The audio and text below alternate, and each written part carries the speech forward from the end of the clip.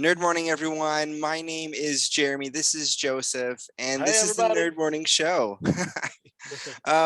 We are excited to be talking about the Wheel of Time series. We have been doing a read through and then kind of like a watching experience, and we're on or episode number 4. And I am really, really excited to talk about this. I have a lot to discuss. So we're going to do a breakdown. Joseph, initially, your first thoughts for this show, this First episode? thoughts is comparing to the way the story flows in the book, very, very different. Yeah. But the way it flows for how they're putting together the show, Hmm. it fits. It does. It works. Yeah.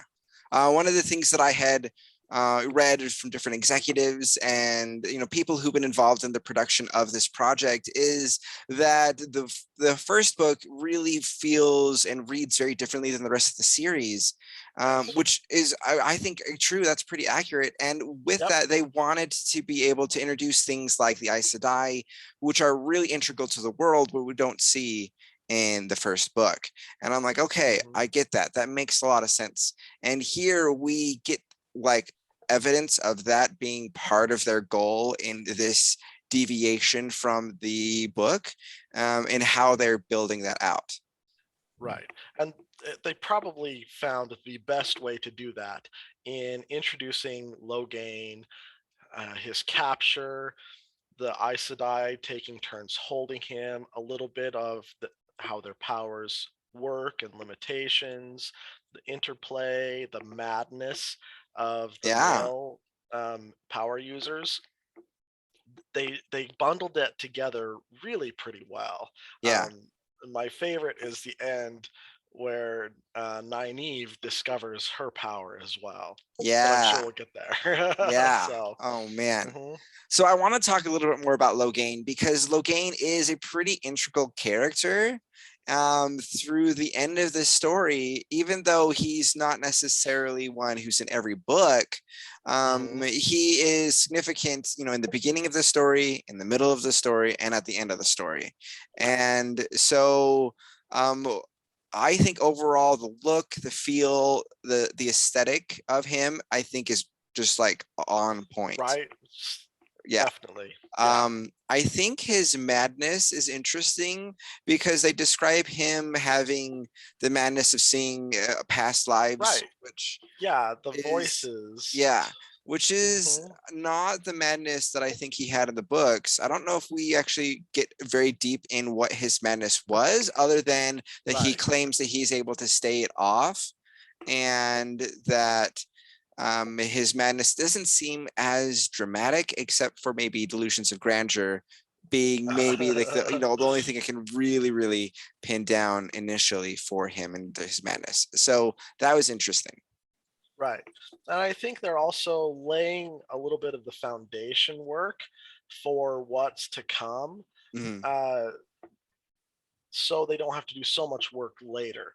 And it Yeah. just makes sense. Just kind of even out some of those differences that Mhm. may or may not have existed in the book, uh, and for the story they're trying to tell here in this medium, I think it works fine. Yeah.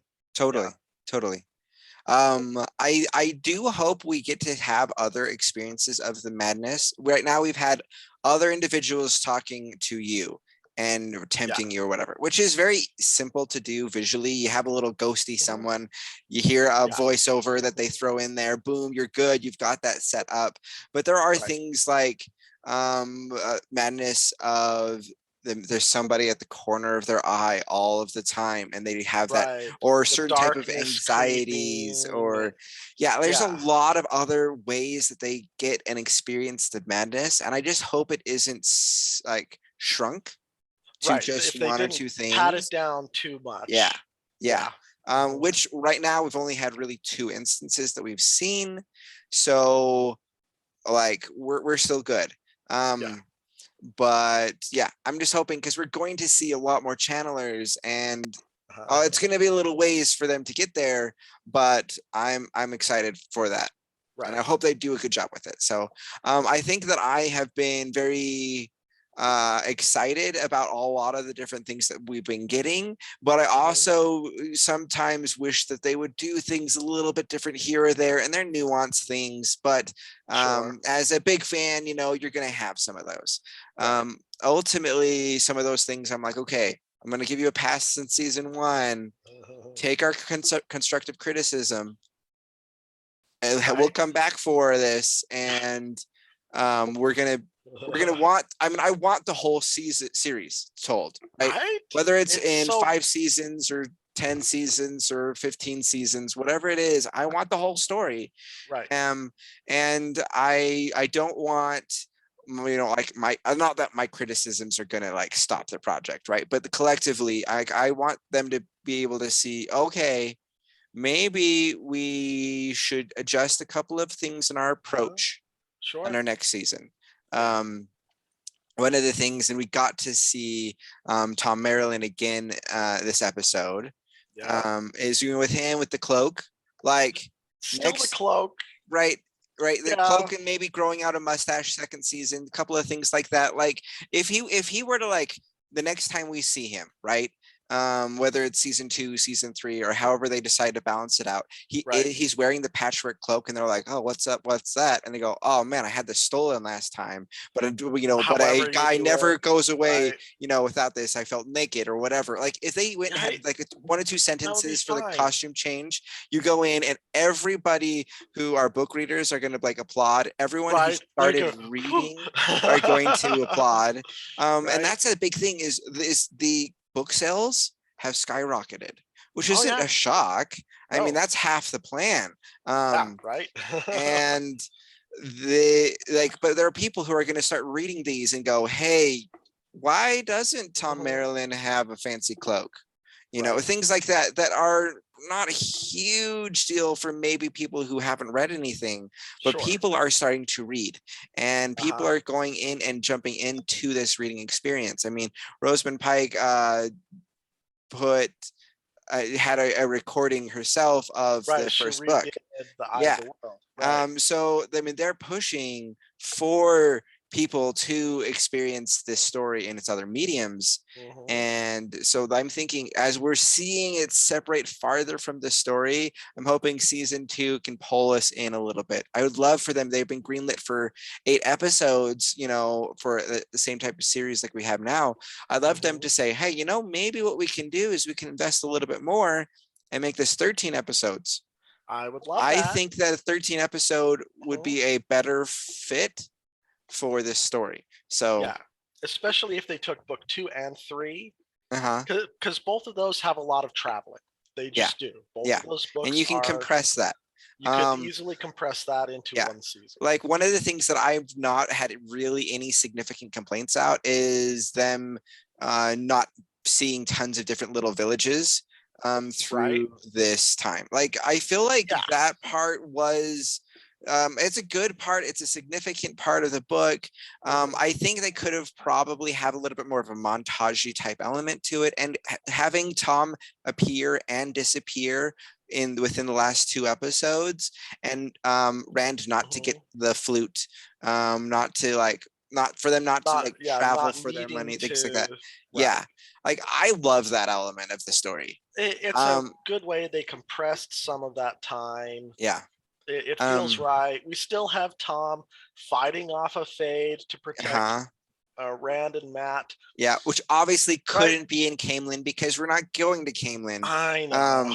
Um, but like I feel like that's some of those things, like I'm like kind of go, okay, questions here. Like one of the things is character Mhm. development. You got to have character development, and Right. like them playing for their food, it makes him like a simple farm boy kind of experience, right? And then a Mhm. little bit farther, he's now like this like entertainer, but a very lowly type of entertainer. And then Uh-huh. you have him ultimately become the dragon, this mighty king conquering nations, all that kind of stuff. And we kind of jump over a lot We're of that, skipping a little bit of that. It's true. because So, like I would love to have them take a little bit more time. But the thing is they're trying to pump this out in 8 episodes. If I had to yeah. cut something out, that's what I would cut out. But I think that it's You'd really, have really to. valuable for the character growth. Hmm. One of the things as well I think that they've done recently is they've compressed Rand's over change, because he gets skeptical. He kind of like he has some of the moments where he's kind of fought back or snapped and out at people, which is Yeah. very true to his later self. But I Hmm. think that change and seeing him that fall is really valuable, and we're not getting that as much, I think, in his But character. it did start later. That Yeah, wasn't until um, 4 or 5 where he's starting to get some of that power, yeah, using the one power yeah, that starts corrupting him. yeah. So I'm okay that we haven't seen it quite yet. Well, I guess I'm saying is I think we are seeing some of that kind of stuff, and he's Oh, okay. I getting gotcha. kind of pushing back, and I would love to see a little bit more of the good naturedness. I mean, he's always going to be Yes. strong two rivers folk, and we're getting that. They're Yeah. nailing that. But I wonder, they're doing an amazing job with the sweetness and goodness that Matt possesses, Yes. right? They nailed Amazing that. at that. And I would love Nailed to that. see a little bit Hmm. more of that kind of an element being in his character. Hmm. Anyways, details, right? Right. Um, okay, so one of The- the big things for this um, episode was Aes Sedai, mhm. land, borders, all of those types of things, building that out. What are your thoughts there? Probably the best way they could have introduced more of the Aes Sedai, more of their place in the world, more of the warders, and kind of their connection to the Aes Sedai, who they are, what they do, as well as Nynaeve and Lan kind of saying, "Oh, you are more than I originally thought." Hmm. I thought that all played together really well in the camp. Yeah. We got to interact a little bit with oh, the red sister, Leandrin? Leandra. Thank you. Yeah. Uh, we got a little bit of interaction with her, seeing how she's a little bit two faced, Uh-huh. um, and her eventually getting her way in the end to go ahead and uh, gentle Logain right then and Hmm. there. Yeah. I like how they put all of that together. The only thing that really bummed me out about episode 4 was when the one Aes Sedai was killed.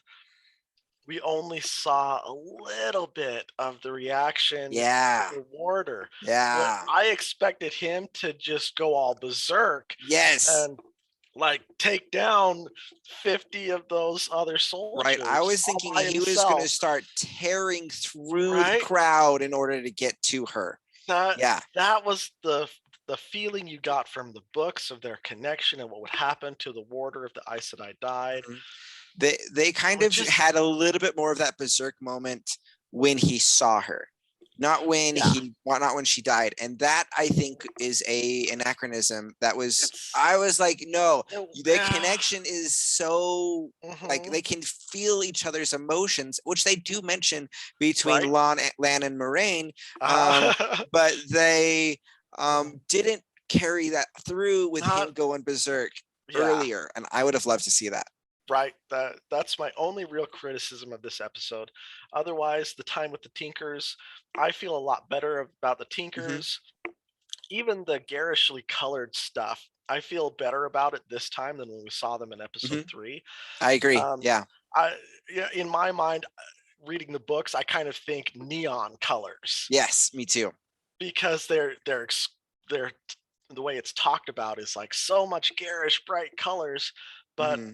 really the way they have it is probably better, where there It is a lot of different colors on their yeah, wagons, in their clothes, but they're travel worn, they're used, right. they're It really homemade. looks right for this It type of really environment. does. I'm going to take back what I said last time and say they did a really good job with the Tinkers.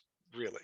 Yeah, I agree. I was far more impressed this episode with the whole development for the Tinkers than the one previous. I think Hmm.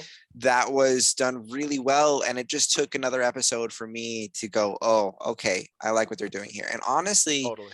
um, uh, they did some really good things here with we saw Egwene going and dancing, and we got to Hmm. see a little bit more with Perrin and his struggle, and like Hmm. being with them worked really well to help exemplify that battle that he has internally.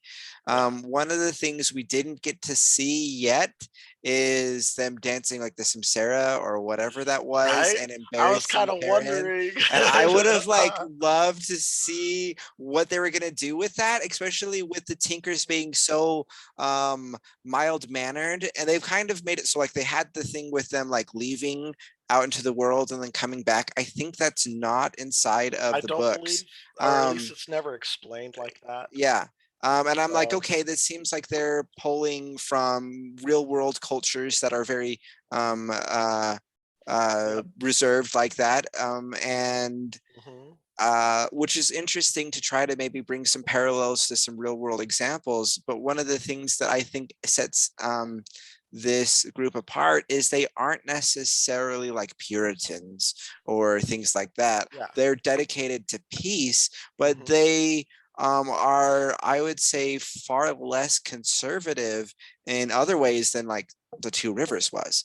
And seeing some of that would kind of help, I think, balance out some of that, where I think we've seen them Yeah. to be the most Puritan of all communities so far in the story, which is an okay interpretation. Sure. I just think that that would have helped uh, balance out the variety that we get to have in the Tinker community. Sure. Yeah. Um,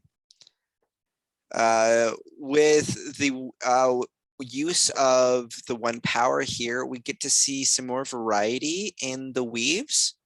Hmm. Um, we've only seen these like white blasts of strings, that right? And here Hmm. we got to see what a shield could look like, Yep. which was kind of interesting. I Yeah.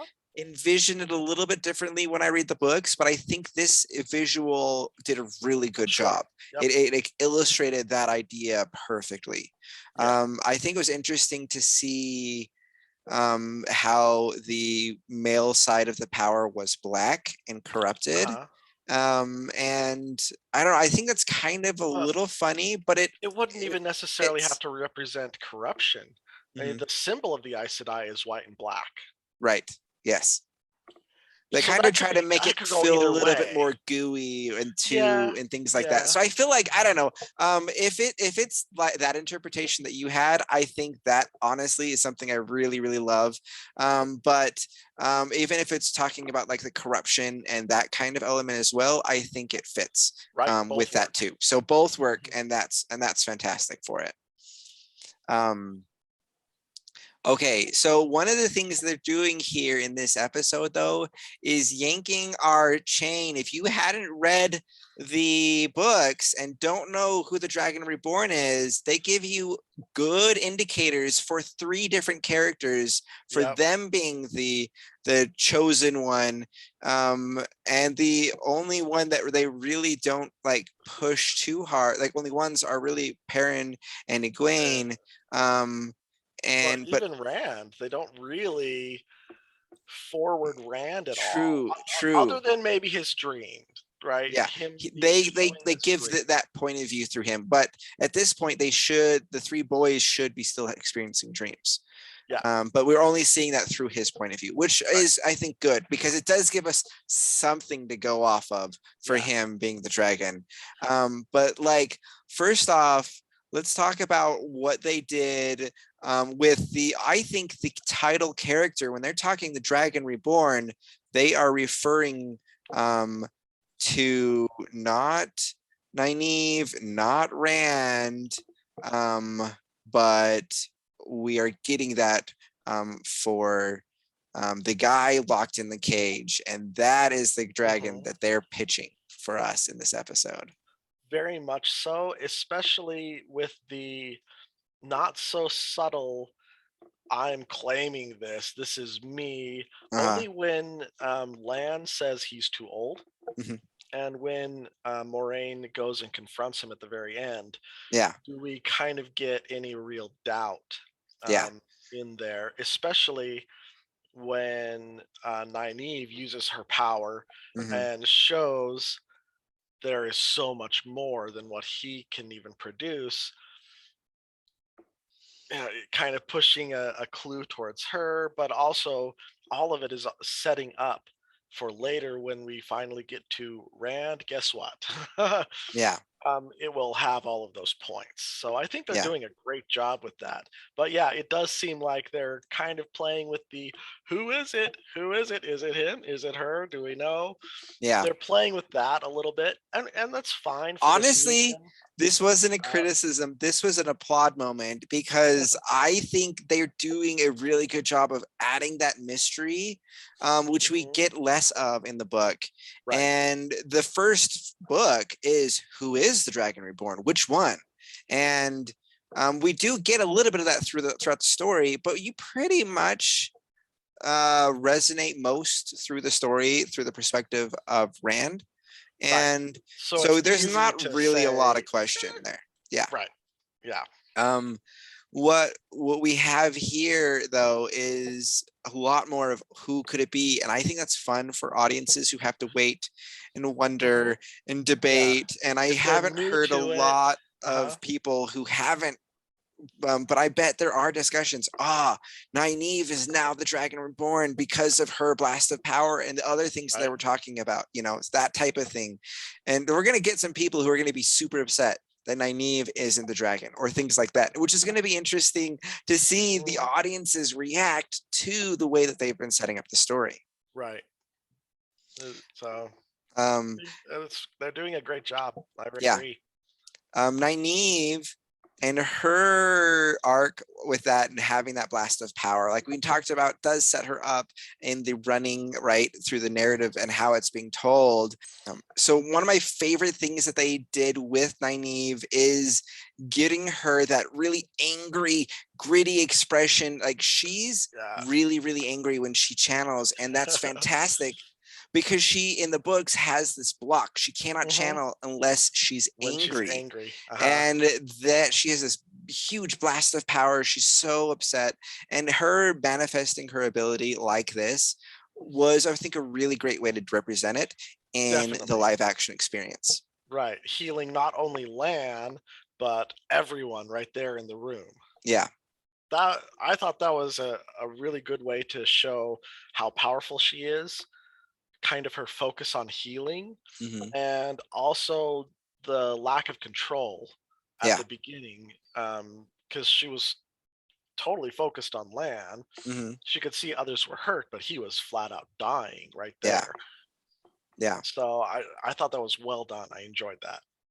The only other big contender that we have that they've been pushing for us is Matt. And Yeah. I like how they're using his sickness from the dagger in Shadow Yep. Logoth to mirror a lot of the type of tendencies that a person who's starting to go mad and being able to channel Mhm. has. But that sets up the idea of, oh, who, how could Right. he, be the Dragon Reborn? How does that all fit together? And Mhm. that I think was really, really good. Um, Yeah.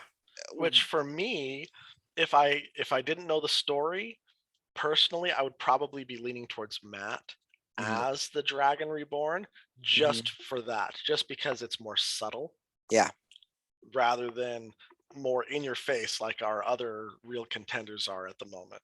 yeah. So, Though last episode we got our first real moment of Rand channeling, and it was subtly done, but mhm. when he's fighting with the Dark Friend and he blasts through that barred up door, Uh-huh. like that's something that was pretty on par with what happened in the book.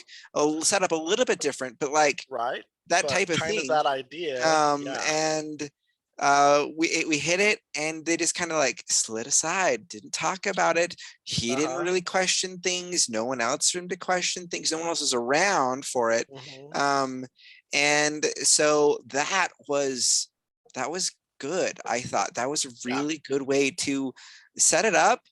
And when you look back, you're like, oh yeah.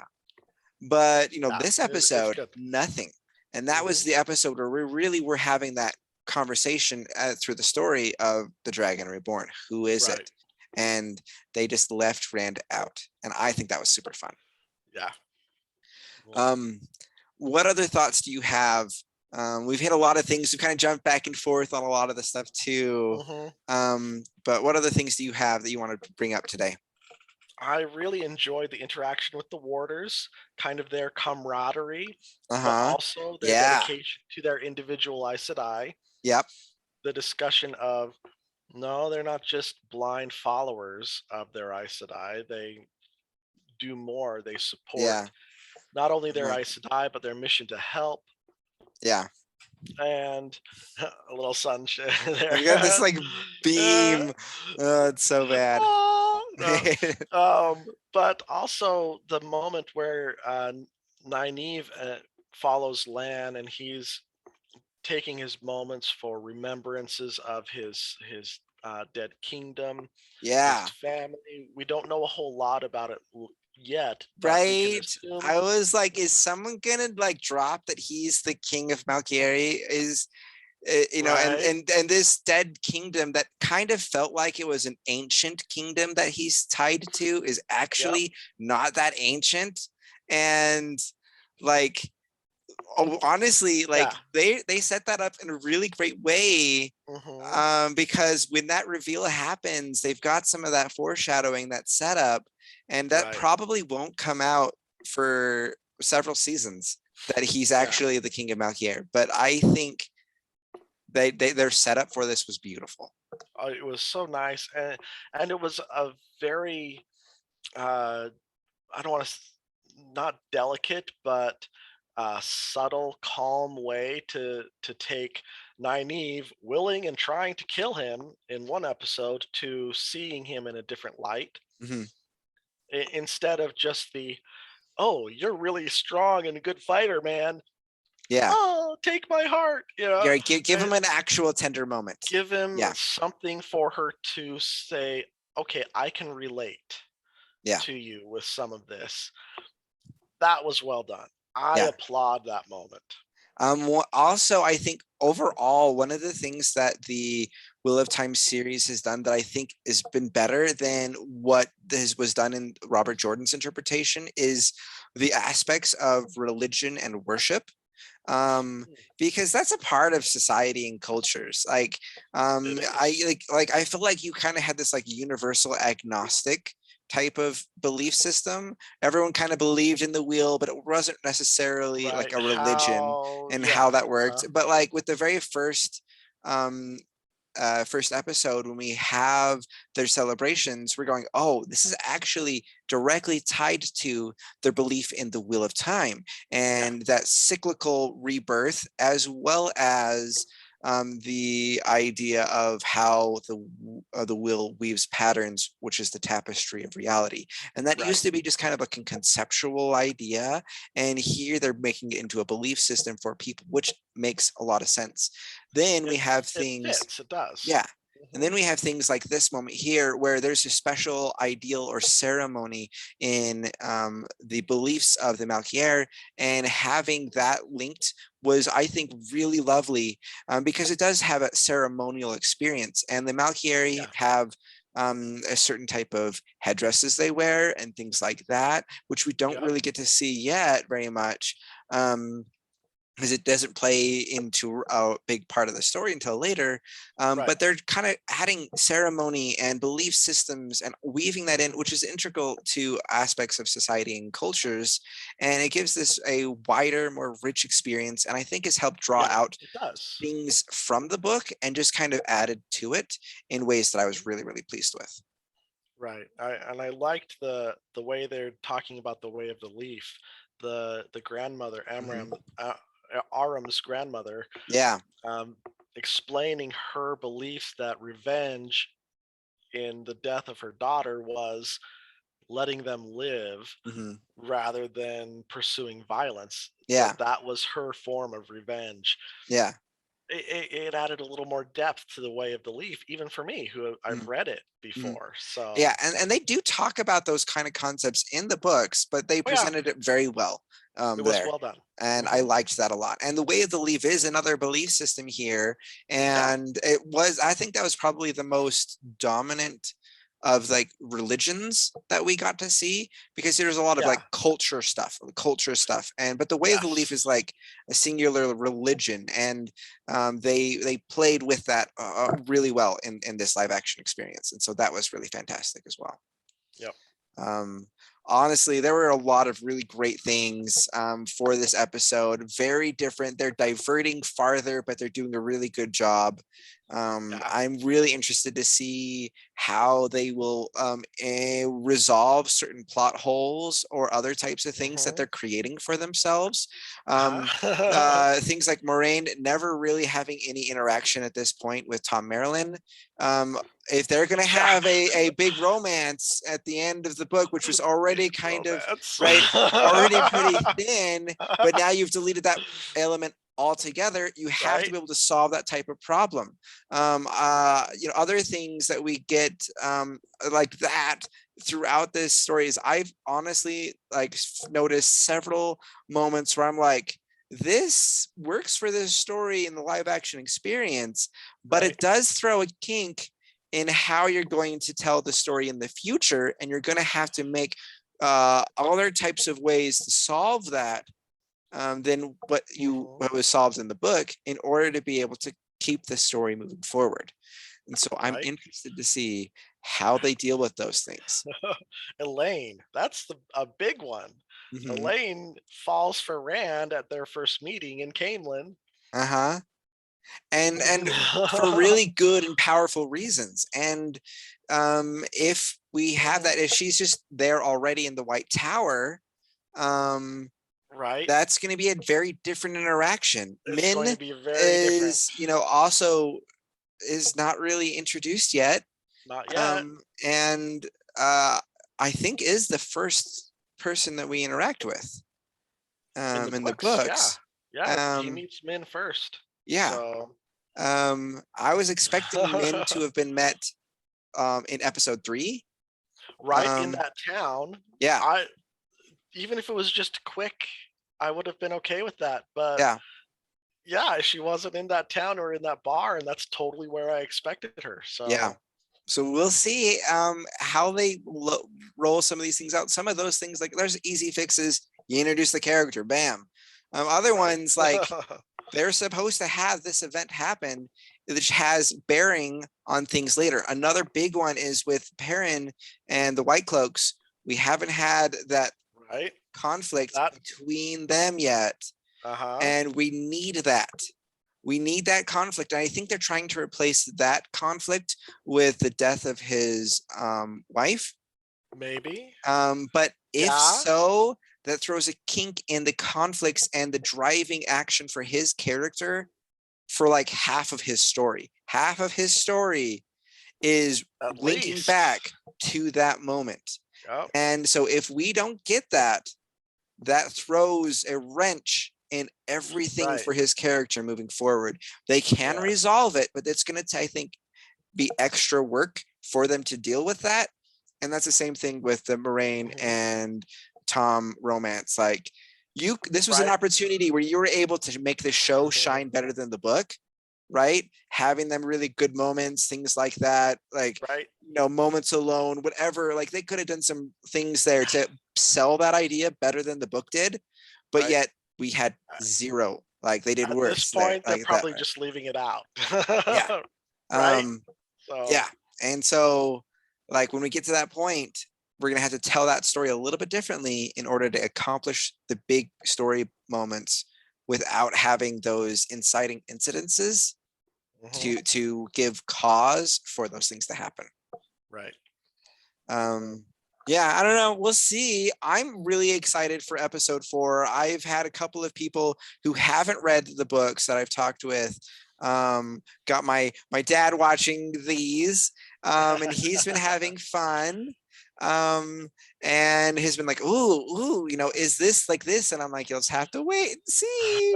And right? like that's been interesting because his point of view is very different than someone who's read the book 4 or 5 Yeah. times. Right. So Yeah.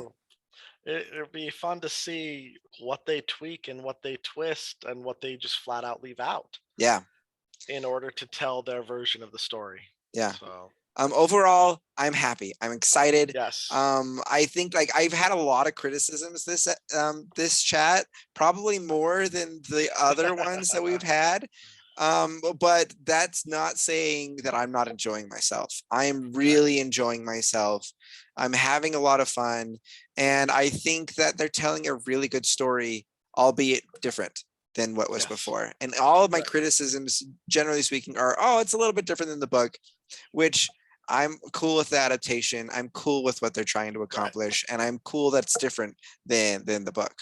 I love the book. It's a great book. I'm gonna read the book again, and I don't need this to be the exact same story. Right. Right. Any last minute thoughts? No, that wraps it up for me. Yeah, I think me as well. So everyone, thank you so much. If you have additional thoughts, put those in the comments. We'd love to hear your ideas. I've been really enjoying those conversations. We'll try to respond to those different thoughts that you have, and find more Nerd Morning content at places like Instagram or TikTok or Twitter at Nerd Morning. Also, kind of a pitch for my gaming channel, Nerd Morning Gaming on YouTube. Definitely check that out if you want to have some time where you can ask questions live and interact with me there. I talk about a lot of different things and play games, and it's a lot of fun. So those are all different ways that you can get more Nerd Morning content if you haven't had your fix already. Joseph, thank you so much. Where's an easy place where people Ah, can find you? I'm most active on Instagram at Nerd3D Printing. I do a lot of fun, nerdy 3D stuff, and it's just what I do. Perfect. That's super awesome. Definitely, guys, check that out. All right, everyone, we're going to wrap up. We will catch you guys next time.